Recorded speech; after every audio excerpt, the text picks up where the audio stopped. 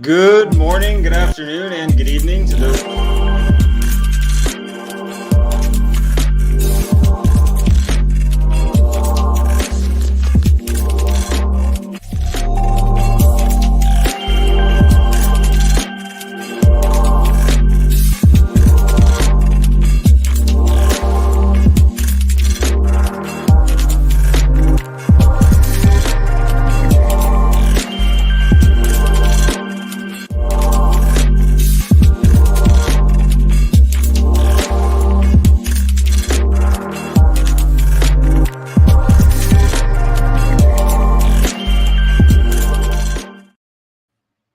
My bad. Sorry to cut you off there, Nick. Starting the video a little late. Hello, everyone. Welcome back to. No, we gotta have Nick do it. He's gotta say good morning, good afternoon, and good night. Or Nick, do your thing How are real you? quick. You got cut off. Oh no, is he frozen? Oh, there you are. Oh, you're back. You're back. Did we have some technical difficulties there? I was frozen for a second. Yes, you were frozen for a minute, but we missed your intro. So please, Apologies to everybody. Monte and I literally were not even in the same state, and dual rainstorms just hit out of absolutely nowhere. So apologies to our audience for that small slip up. But good morning, good afternoon, and good evening, depending on where you are in the world. Welcome to Trading Rebellion with your favorite analysts at Trade the Chain. My name is Nick Mancini, Director of Research, joined by Monte and CJ, Senior Research Analysts. We're here to break it all down for you. It is Monday. Everybody's wondering what's going to happen this week, and let's go ahead and figure it out. Before we go, I do want to mention we are sponsored by Dydex. There is a link at the bottom of the YouTube description where you can get 5% off trading as well as earn Dydex, and we encourage you to go ahead and click that if you're interested in trading decentralized derivatives where you completely own all of your keys and all of your crypto. So let's go ahead and dive into what we're talking about. The title is talking about consumer earnings. We have consumer discretionary earnings this week. The big ones are Home Depot, Target, and Walmart that people will be keeping an eye on in terms of guidance for those companies. If they're predicting, strong or resilient consumer into Q3, Q4, we may see a little bit more confidence step into the market. But if they're predicting, consumers are tight, they're constrained, they don't have much money, then that could be a canary in the coal mine for how the rest of stocks react into Q3, Q4. Never 100%, but always worth talking about in this context. We also have the Fed minutes coming out on Wednesday. So the Fed minutes obviously will give us an additional set of guidance for how the Fed is thinking about, an additional rate hike or lack thereof in September, as well as, potential guidance in terms of how long they want to keep rates this high. So we got a lot of information coming through this week. One chart that I want to start with, CJ, Monte, that I know both of you guys have been tracking, and this obviously has to deal with, both, the consumer discretionary companies as well as the Fed, and that is the dollar. And mind my squiggles here that we're drawing earlier, but dollar cranking higher towards that 103.5, 103.7 resistance that we've had lined out. Seeing a nice little rejection here on the 12-hour, but we were just talking about this last week, CJ and Monte, that it was hanging out in this little range. We said a break higher would definitely be a little bit painful for risk, and a drop lower would likely be beneficial. We are moving higher. But I think, the big context is, Bitcoin still holding its lows as our equities. So are you guys paying any mind to the dollar? Is this still something you guys are watching? Is this significant to your trades, or are you guys just kind of risk off right now as you're seeing it inch higher? Yeah, dollar is very interesting. This morning we talked about how, out of a lot of the currencies, really the dollar is the only one left with a lot of crowded short trades. So everybody's like very short the dollar still.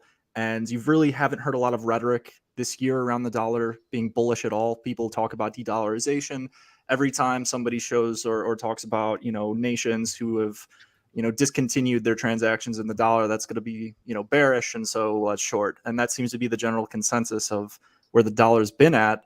But ever since that Bloomberg article was published at the low, where it was like, dollar bears call death of the dollar or whatever, we've only rallied ever since, and shorts continue to get squeezed. So like that's the power of like crowded trades, I would say. And I also have to just mention this is like dollar is up, NASDAQ is up, Bitcoin is up today. Like these things, this correlation does not always have to exist. And because of the dollar, it's going up because of the short squeeze, is that it's continuing. There's nothing to do with like NASDAQ, in my opinion, or Bitcoin. Yeah, agree So with what do you. oh, go ahead, Monty. The only thing I had to add to what both of you had to say is that, you know, to CJ's point, we're seeing the NASDAQ look decent today. Looks like it could be plausibly bouncing while we're having the dollar, you know, break above critical levels. It is, you know, the dollar did, you know, break up and then sort of kind of pull back a little bit, but nonetheless, I think that is a good indication that it's not necessarily spot selling that's occurring, right? It's short covering. And that's when we have that or that narrative failure, right, of the dollar being kind of the flight to risk off, and equities are still rallying, then typically that's indicative of the fact that it's not like spot buying, it's short covering and people selling at a loss and puts being forced to cover. That's very important context. And I think, you know, if you kind of talk about that context in the sense of, you know, we're reaching kind of a confluence of resistance here. You've got this trend resistance that's, you know, just the bearish trend. Then you've got the, you know, resistance at this kind of 103.6, 103.7 level, which coincides with the previous low from back in 2022, as well as, you know, obviously the high from July. So this will be very interesting to see how we react. Now, do you guys have any opinion on whether or not we break above the 103.6 level, or are you guys, you know, does this look like a good area for you to enter shorts or be patient for a possible break higher to enter longs? Or is this just, you know, wait and see based on, you know, a lack of clarity right now? In the past, I've traded based on like levels. In terms of efficacy, I've found that really the most effective thing for me in my trading is looking at positioning in DXY. So for instance, I would cover when a vast majority of those shorts have been forced out, because then there's nothing really to propel the market higher unless a new secular trend in the dollar actually emerges, which I have no conviction on either way. So if that oscillator that I used in terms of the COT goes back and like, so the price level at where we go, like it's arbitrary. It's all about the positioning and whether or not the edge is still in the trade. So to me, it's not about necessarily levels. It's about when the positioning flips. That's good. That's great explanation right there. And for those who are curious about those levels, you know, this is obviously our free show, so we can't give everything away. But CJ's been writing a fantastic futures report that goes out at the end of every week that preps you for the upcoming week, where he's been sharing a lot of that data and giving his explanation around expectations. And that also gets shared in the TTC community as well. So if you are not a TTC member, you are watching, you are curious about that, CJ does a great job every week covering that up, or covering that topic for our members. So thank you for that, CJ. Let's move forward, because you did mention something very interesting where DXY was obviously rising today, but equities are, you know, still holding these lows. And actually, I'm going to go to the 4 hour because I think we'll get a bit better review here. But I mean, it's been chop city, you know, but it's been very technical though, you know, short the highs of this range, long the sweeps. And you've been doing pretty good, but now it's getting very, very tricky here. And it obviously, you know, we talked about this, it coincides with this previous range that we had. And we're kind of just sitting in this, you know, what I call the demand zone, because obviously you'd think a lot of buys are going to get, you know, enter here, obviously trying to play the break back above 4,500. But, you know, obviously it's still getting cut at the 4 hour estimated 200 moving average, which we know has been a very important kind of, you know, trend for SPY futures. But now we're in this very precarious zone. So I don't have a read on this. I know you guys both track SPY. Maybe the Qs are better to discuss in this context because there's been some really good volatility over there. But, you know, What I would want to do is long a break above 4,500, but we've been cut down there, twice, just today, and more times last week. So any thoughts on equities as we move into, this earnings week for consumer discretionary? Are there any thoughts that make you think that longs or shorts are better, or is there any data point this week that you're waiting that may indicate, a position that you want to take? Or is it more like on CJ's side, I'm just waiting to see what positioning looks like after we get, a couple of news events? And feel free to bring up your chart too here, because I got a lot of lines and my charts can get kind of busy. I know you guys sometimes Sorry, I have better dropped looking off for a charts. second. Let me reshare my screen. But one thing that I'm watching closely, and I talked about that this morning on Money in Motion with CJ, is the 10-year note. And this is, I think I'm mentioning it because it's worth mentioning in the same conversation as the dollar, in my opinion, as in terms of like it being a flight to risk, or vice versa, being it, when it's coming down, people are risk off. I think this is going to be a very important chart to watch. And, if you look at what happened following this date here, really, this was the end of October of 2022. From then on, it was essentially, that was, So from basically right here where the TNX topped was the bottom for the equity markets. So I think it's really important to watch the TNX, where it's going to go. Is it going to break above this level? If it does, then I think we go bearish. If it puts in this doji candle here and we see it turn back down, failure to make this previous high, I think that would be a good indication for the bears, because like I pointed out, after it topped, we saw an extended period of overwhelmingly positive price action. And I don't think that's out of the realm of possibility, just based on the way that traders are positioned and what we're seeing, in terms of the equity market. So there's still a ton of bearish rhetoric. Until that changes, I think we can keep going higher, not to just be like straight up contrarian, but I mean, for the most part, retail is usually wrong. And right now, retail is like trying to really, really short the equity market. And I don't think that's the play. I don't think that's the play right now. I think you wait for clarity in the form of a TMX breakout. That'd be a good indication that people don't want to buy equities at all. And, you're just going to earn that 4% yield on Robinhood or wherever you trade.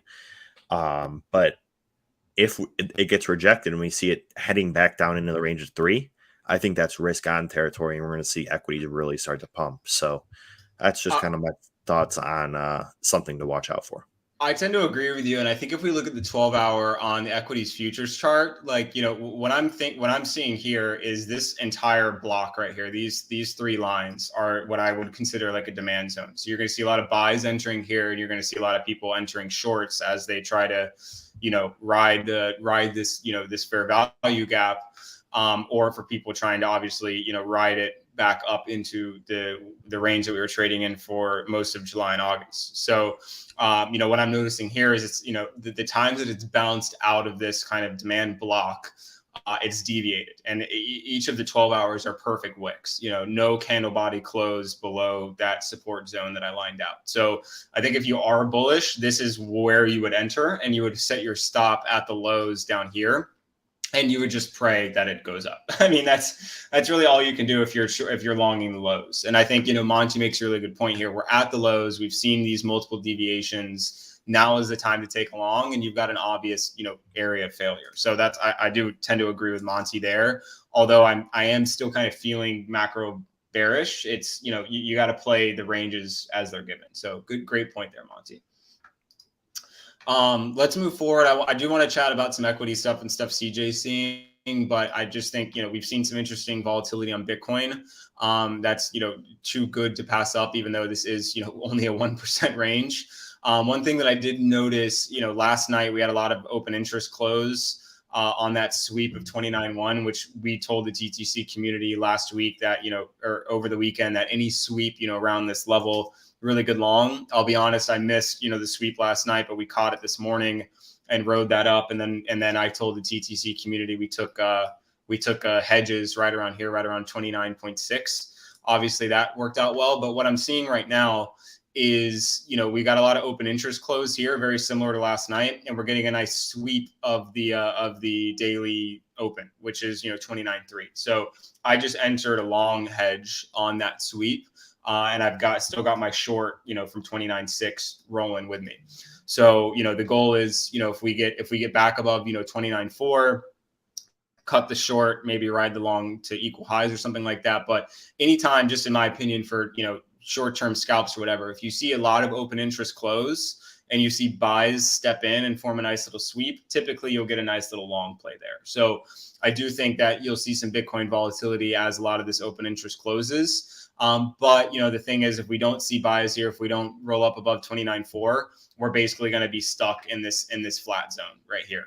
This is going to be our future, due to the fact that all of this open interest back here is completely gone. It's all gone as of this morning. So what that gives is a chance for new OI buildup, which hopefully would be north. But you could also see, if we flatline here, a bunch of people enter shorts and try to take us lower. So unless we get back above 29.4 today, I would expect a really quiet week out of Bitcoin, in my opinion. Do you guys have anything about Bitcoin that's catching your guys' eye? I have something I'd like to ask Monte, which is, we were playing a game earlier, talking, just hanging out, and Monte had a really nice rant about why people aren't buying Bitcoin or why price is not moving. Maybe you could repeat that rant if you are comfortable, maybe less explicit version for YouTube here as well. PG-13 version. Oh, man. You're asking me to filter myself, CJ? I don't know if I'm capable of that. If I'm ranting, I'm ranting. But basically I went on a rant about how, look at that chart. Just look at this chart. That is sideways as can be. And sure, there's been a few dips and a few moves to the upside, but why would you be trading this right now when there's crypto-related equities that are making massive moves? There's massive tech companies making new all-time highs. Bitcoin's doing nothing. If you're a 55-year-old man and you're sitting there, and that's where all the money is, right? It's not like people that are our age have all the money and dictate significant price action. No one's going to come in and just save Bitcoin. It's not just going to go up for no reason.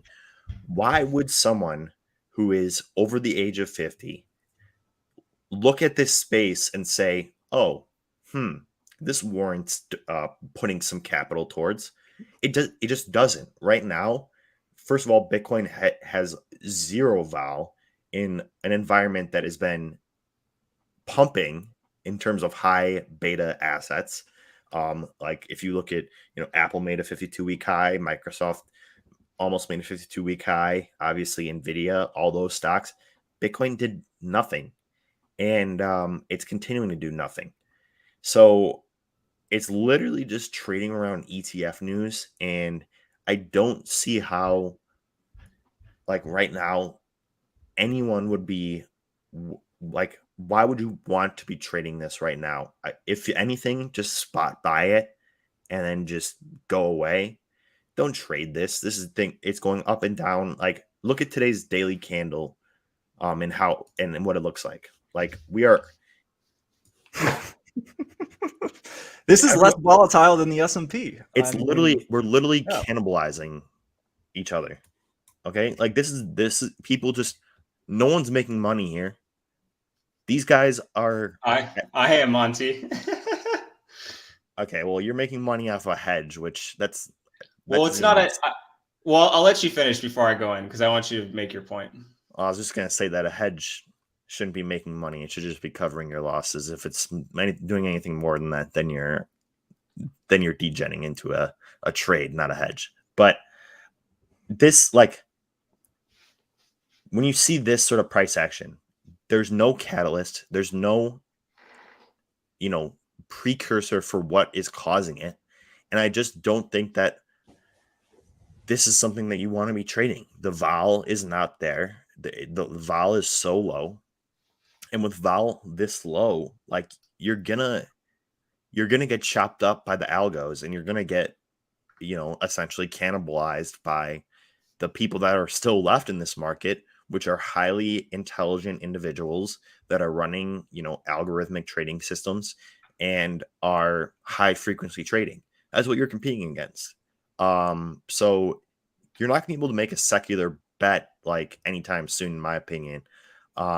Maybe we get some more news out of BlackRock. If that does happen, then I get long in terms of like futures positions. But for the time being, it's like, what's the catalyst going to be? And the space right now is a total joke. This is something we also talked about. 2019, like stuff was getting built. Cool stuff in DeFi was getting built. Aave, that's when ETHLend became Aave, and we had and Stani and all. Sorry, keep it going. No, you're exactly right. There's a ton of cool stuff going on.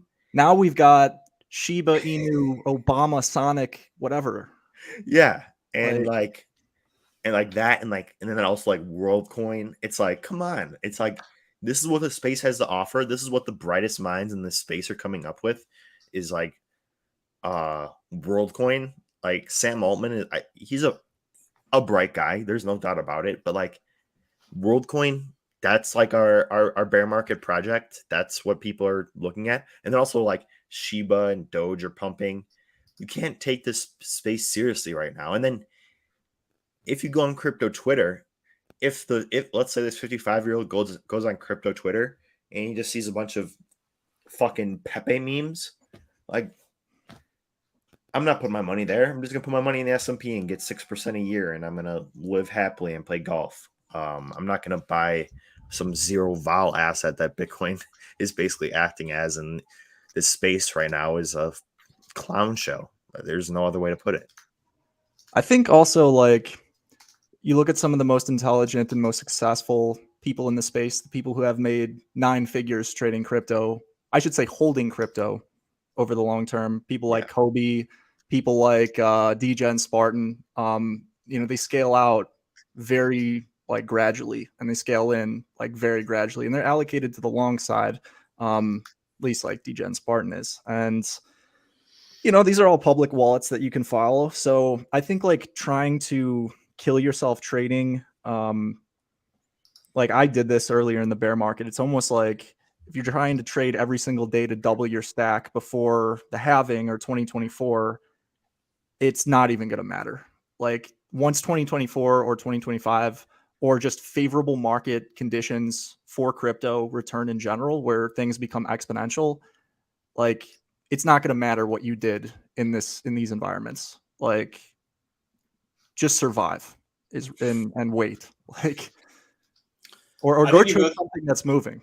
Like, I think you both make really good points, but I think the one thing to overlook is just like, let me make this little comparison here. So this is equities since, dating back to the 10th, pretty ugly for the most part. But if you really focus in, technically driven, hit the lows long, hit the lows long, hit the lows long, failure short. And then, up here, you got your range, short the highs, but if you zoom out, it doesn't look attractive at all. Like it looks like crap. Like it's the same question of like, who the heck wants to trade this crap? Because it's just chopping up and down. If you're like Monte's kind of exampling, like more of a swing trader, like you're planning on taking a trade for multiple days, possibly over a week, this is cancer. And it's the same for Bitcoin. Like if you're taking a swing trade, there is absolutely zero confidence beyond a 24-hour bet of what's going to happen. But, it's the same here. You haven't been able to trade anything 24 hours out unless you've just been, balls of stone with a short since, the beginning of August. So what I will say, although Monte is correct, and you should not be trading this unless you have the wherewithal and the skills to do so, I just want to point out some easy things that I've been sharing in the TTC community, because we have not had any losing trades on Bitcoin for the past several weeks. And most of it's due to just identifying liquidity levels and playing the extremes of those liquidity levels. So a couple of short or long we took on the 7th was, a long the sweep. We took shorts up here at 30K because we knew that 30K liquidity was going to be weak. And obviously we had that double tap easy short. Last night we told the TTC community over the weekend, long on a sweep down here, long on a sweep was easy profit. Long this morning on, some ideal, crypto setups. And then we shorted, obviously we said, if it gets up to 27 and rejects, we're going to short. So completely agree with Monte and CJ, but there's definitely a lot of setups to be taken from a purely technical perspective. And Mike Davis, if you don't want to believe me, then all you need to do is go look in the TTC winner circle and then go backtrack that with all the TTC trades.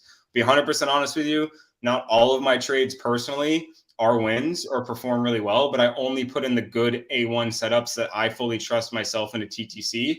If you go backtrack all my trades, entries, and times, you're going to see an extremely positive equity curve throughout that. And you can say cap, but I just recommend you go do the research, look at my trades when I call them, go look at the winner circle. If you actually time all that up, there are very, very few losers, and I'm extremely transparent when I exit losers for a loss. So if you don't want to believe it, that's fine. The evidence is all for you in the TTC community. So,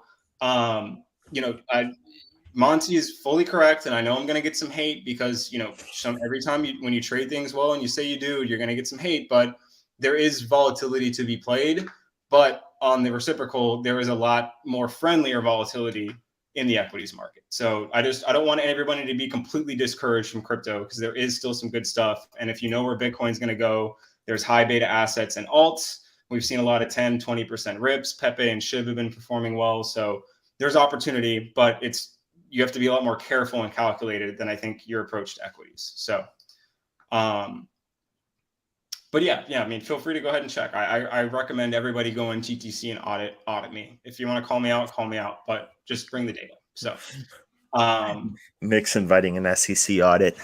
Dangerous game you're playing there, my friend. If they want to sign up for TTC and pay $100 a month, then well, come on in, Gary. We'd welcome you with open arms. So that would be awesome to have him in chat. I would honestly, we'd definitely go down in infamy if Gary was hanging out in our TTC chat. So, but no, like I said, not to get too carried off. Like Monty's correct. Like if you're a casual trader, you're like, I'm at work, I want to take a setup on a Monday, close on a Friday.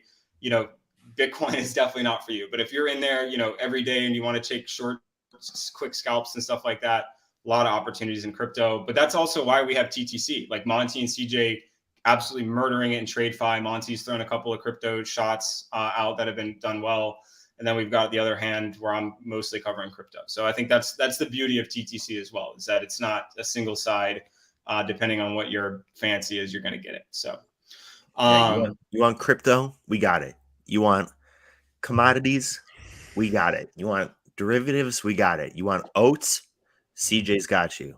You want oats, cattle, coffee. You got to hold. Oats, cattle, coffee, cocoa, copper. Yeah. We're gonna get Silverstein going there in the comments. Anyways, do you guys got any like trade setups or anything actionable you want to leave this show with today? I think viewers would appreciate something like that. Yeah, I actually go ahead, Monte.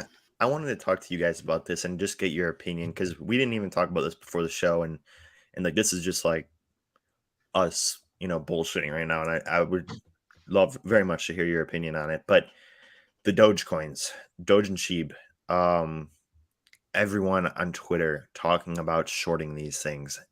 And we got Shibarium or something, right? What is that, Nick? I think that comes out this week in terms of for Shib. It's like Shib's L1 or L2 or something like that, I think. Yeah, it's like their layer 2. See, this is what I'm talking about when I talk about clown show, right?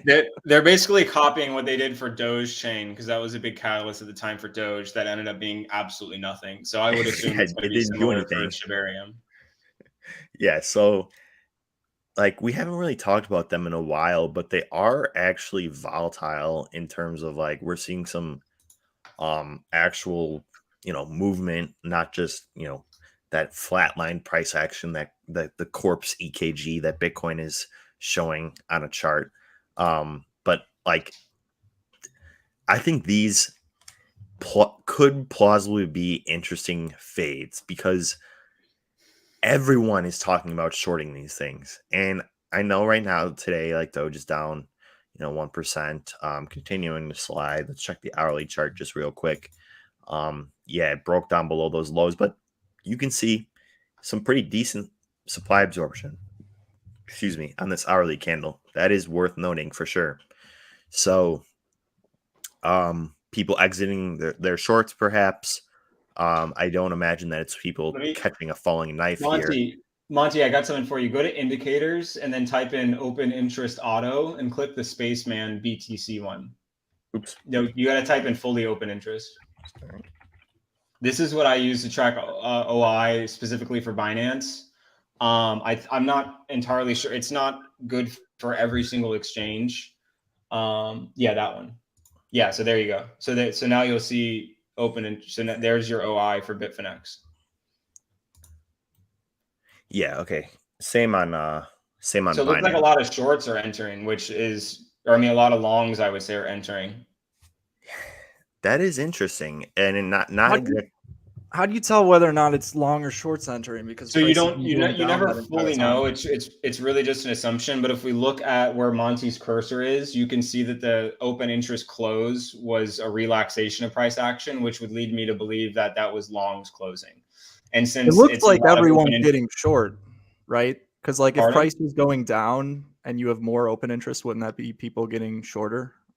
Or am I interpreting it? Yeah, no, that's the difficulty of interpreting open interest, because you can interpret it both ways, and it's really just it's picking context clues in the chart and then enacting them. So it could be shorts entering on the most recent candle, but what leads me to believe is it's longs is it held that low extremely well. If there was a lot of shorts coming in, I would expect some covering on that rip back. So it leads me to believe that a lot of people are entering longs because the lows held. So, I mean, but if you interpret it the other way, then, I just don't know. Want to get short. That's all I'm saying. I got to be honest with you, Nick. I think I'm interpreting it the other way. I think that you think, yeah, just everyone wants to short this. Like everyone wants to short it. It's an obvious. You gonna let me finish the sentence today, or what, buddy? What's your deal? Kidding. But that's what I was gonna say anyway. Everyone wants to short this. It's a crowded trade, right? And from a contrarian perspective, I think that when you have this many people and the open interest is significant, like no doubt about it. Most open interest we've seen since basically the lows all the way, or it's been a while since we've seen this much open interest. Let's just say that. And you can see the wicks coinciding here. So I think that's shorts closing, and thus why we're seeing this wick go up. So I think that this increase in open interest is an increase in shorts piling in, people trying to play this to the downside. And that's when you start entering the realm of like dangerous territory, because I think that whenever people are overwhelmingly short an asset, CJ talks about it all the time in the commodities trades that he takes. But if you see people too stacked up on one side of a trade, then you might want to consider taking the other side and, adopting a contrarian perspective, because then you don't even need just buy pressure to, make your position profitable. You just need people to close their positions and price will go up. And we've seen in crypto, what squeezes look like. Bitcoin Cash was the same thing. People were trying to short that thing every time it looked like it was approaching a breakdown level, and then it would squeeze up to new highs. So I think you got to be really careful if you're one of the people in our community that's looking at, Twitter and seeing all this rhetoric around shorting Doge and Sheeb. I don't think that that's the play. In fact, maybe put on one of Nick's magic money making hedges and, hedge this to the upside, and you can, earn some money while hedging. With all fairness, okay, since you did call me out on that earlier, I should explain that the way that I hedge is not your typical like hedge fund hedge. But if I'm like well in profit, I'm typically doing 50x long and short on Bitcoin and ETH because the volatility has been shit. But I'll typically, if I'm well in profit and we're at a resistance zone, if I'm long, then and I see a rejection off that resistance zone, then I'll enter a short, and that'll be my hedge. That way I can exit the long and ride the short, or I can just have the short close at or at the resistance level if we want to break up and ride the longs again. So I basically, the way that I do it is I pay insurance at a tricky level so that I can ride either direction at that point. And so that's kind of how I do it. So, which isn't like the hedge fund hedge, you know. So no, good. I'm just giving you a hard made a time. good You point. don't need to explain yourself. You're good. But what do you guys think about the Dogecoins? You think they're gonna continue heading down just because, you know, that does seem like a lot of open interest, or are you kind of maybe taking the same mindset that I'm taking, that we could see a big move in the contrarian direction? So Did you have something to say, CJ? yeah, I was just going to say it is likely that we will see some mean reversion eventually following this particular lead up into news. The difficulty is that everyone tries to pick it at the same time.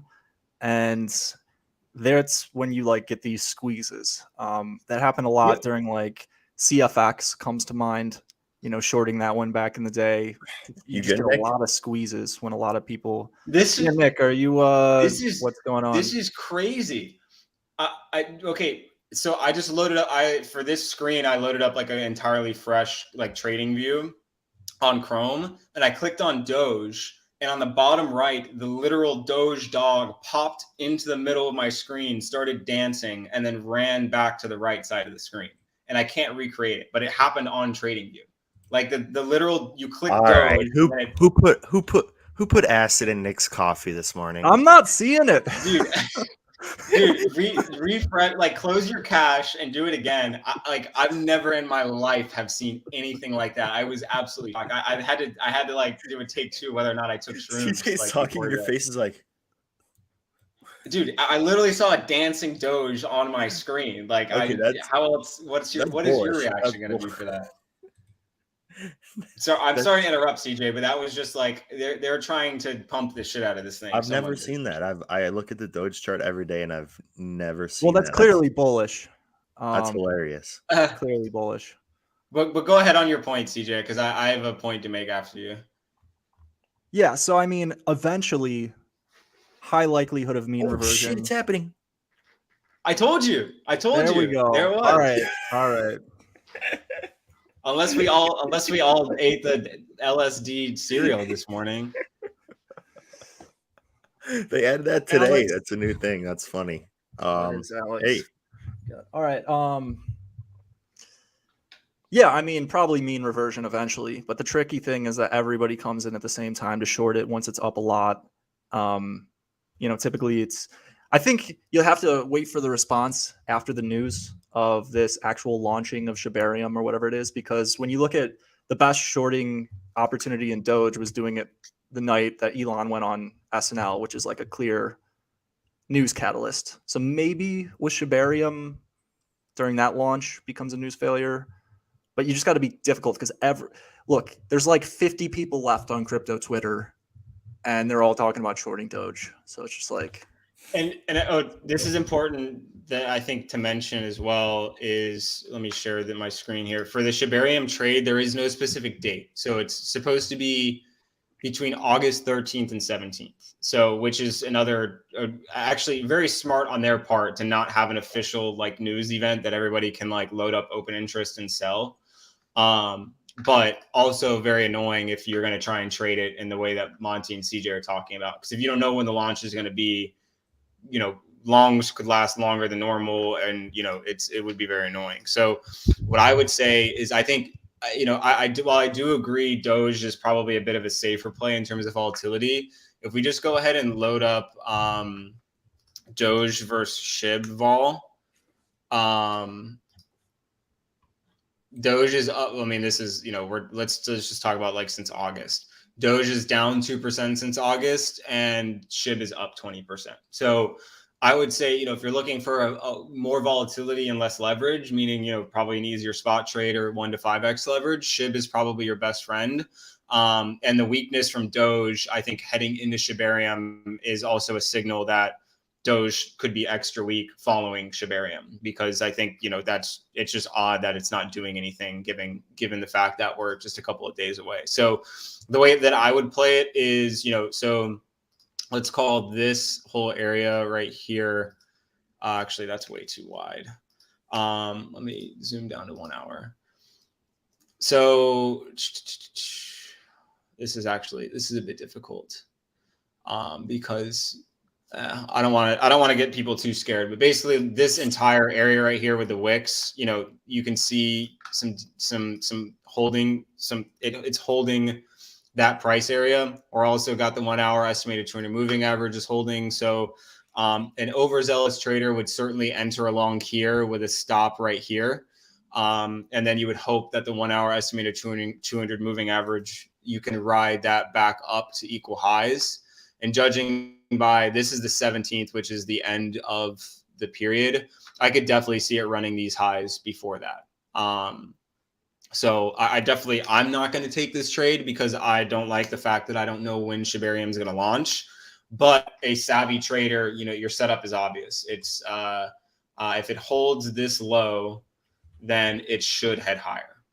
So if you want to long it, first target here, second target here, third target up here, stop right here, and that would be my trade for Shibarium. And then obviously, if it breaks this low right here, you get a nice little short, and you'd short it down here, or short it down here. Sell me your assets. So you said everybody sell this guy your SHIB because he's long in it. He's buying. I mean, it's not a bad trade, to be honest with you. Like I may actually go take this afterwards because it's so clear. The risk reward so freaking clear. So, yeah. And while he's buying, there's some liquidity. So go get your fill. Because definitely, that is one thing I did notice as well. Is I was just trading on DietX, but be very careful when you're using leverage with these assets. If you check CoinGlass, the funding rates are starting to get a little bit ridiculous, and we're seeing some, weird numbers, and it's typically indicative of a move coming. So, this is another fun trick that I've been doing lately. Is sorting the bullish funding rates by Binance and Bybit, because this is where most of the apes hang out. So this BLZ and LPT, I don't know if you guys saw those charts, but they're up like 100%, something like that. So I've been scalping in and out of those out of absolute boredom, to some success. Nothing I'm willing to share with TTC because I'm not going to get you guys into a chart that moves 10% in 5 minutes. But if you are in search of volatility and you're confident in your technical skills, you can find some really good ones. Anything above 1% or anything below minus 1% is the best way to say it, is quite bullish and may see some squeezes. And BLZ and LPT have been the main ones, but they'll cycle as the quote unquote cartel, picks their coins to pump. So if you're ever looking for crypto volatility and they're, outside of equities hours, this is a good place to start. And that's coinglass.com. I'll go ahead and share that. And you guys, it's free. So yeah, really good site to have sites like Coinbase or CoinGlass. I don't think they make a whole lot of money, but they provide absolutely essential data services to. No, they don't even run ads. It's crazy. Do they not run the Binance ad anymore? They used to do a Binance ad at the bottom. I'm not seeing any ads. I mean, Binance is their number one, but I wonder if your ad blocker is taking. There you go. API is how they're making money. That makes sense. All right, they're doing okay. The Reddit. CoinGlass is great. Like if you're like speaking on Monte's like problem with the crypto market, like there's definitely volatility somewhere. And if you know how Bitcoin's situated, i.e. if it's flat, you'll probably get some really good alt volatility. If it's pushing higher, alts will probably follow. And then if it's dumping, everything's running off a cliff. So, you can pair that up, but it's certainly few and far between. Yeah. So. Hey guys, well, this was really good. One thing I did want to just make sure everybody was aware of is the earnings report for this week is what he was going to say, and I'm sure he'll be back shortly. Maybe not. It's the consumer staples earning this week, right? Yes, it is. Yeah. Well, we lost Nick, but consumer staples, things like Target, Walmart. Okay, wait, he's back. There he is. You back, Nick? I'm sorry, guys. I don't know what my computer's spazzing really weirdly. So I don't want to keep clicking things because it's gonna sketch it out. So my apologies there. But just keep a lookout for Target, Walmart, and Home Depot earnings this week. I'm not trading them. Monte, CJ, are those of interest of trades? I'm really just interested in the guidance. And if Target and Walmart are like consumers are not spending and we're not predicting any spend in Q3, that's going to scare me a little bit just from a bullish perspective. So that's the reason I'm watching those. Yeah, they'll be really important to watch. But like most earnings plays, I'm not going to play them beforehand. I'm going to wait till after. I think that playing earnings after is a great way to, capture some vol. And if we've learned anything from the earnings of some of the companies that have already had earnings, it's like, okay, maybe they provide 1 or 2 days of interim positive price action, but then we see them pull back. So I'll probably be trading those post earnings, but I'm not going to try and guess whether or not Target or Walmart or Home Depot is going to beat, because I genuinely don't know right now if people are spending on the retail consumers. Yeah, I mean, who knows, right? Judging how Amazon sales came in, I believe they were pretty good. Yeah. Didn't Amazon spike after? Yeah, so maybe people are spending money. We'll see. Let the numbers dictate for themselves. Yep. That's why, no action on that. Just really good to watch. I think it's good context with the dollar approaching that resistance level, equities at support, Bitcoin, just volatile in a $300 range. So, I'm doing the rain dance for data that's going to give us some volatility right now. So, with that being said, everybody, please do the rain dance with us this week, because we'd like some multi-percentage point moves to share some good trade setups with you guys. But with that being said, we will see everybody on Thursday. Remember, CJ and Monte have a show they do every single morning at about 10 a.m. I do my show, a single show on Wednesdays or on Tuesdays and Fridays. Then we have our TTC member AMA on Wednesday. So if you are looking for content and something to track the markets with, we have plenty of content for you. And shout out CA for those futures reports that we've been getting. And obviously keep a lookout for any of the Monday and Thursday TTC mailers that we send out to all of our audience. So with that being said, we are sponsored by Didex. There is a link below in the YouTube chat. Click that for 5% off trading, as well as earning Didex while you trade. And of course, do not forget to try out Trade the Chain for 14 days free at tradethechain.com. That's where CJ, Monte, and I spend 24/7. It's how you get all the specific, member content, all of our trade calls and information updates. So you can obviously risk-free 14 days at tradethechain.com. So good luck. Happy trading. See everybody on Thursday.